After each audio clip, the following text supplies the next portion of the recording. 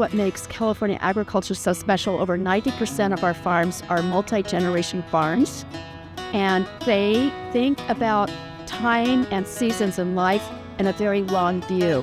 It's a remarkable story of resilience and innovation, because if you're not innovating, it's hard to cope with the changes that we see coming at us every day. California really is at the cutting edge of so many opportunities when it comes to agriculture. First, because of their diversification. The large swath of crops that California is able to grow and then market in ways that are impactful. Over 50% of the nation's fruits, nuts, and vegetables are grown here in California.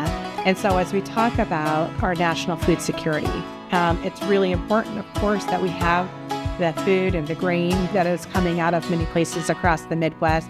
But states like California, we have local and domestic sources of fruits, nuts, and vegetables. The other thing that California does so well is value added. Whether it's value added in terms of turning grapes into wine, or whether it's specific techniques that are used for farming, from organic to other climate smart practices that can truly build trust and a closer connection to consumers. I'm most excited over the last decade about the investment we've been able to make with incentive grants for climate-smart agriculture.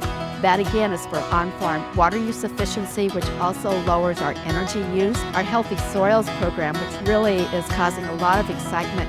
That's what I wish people knew about agriculture, and especially the California agriculture that I know, and the people who make it such a special part of California.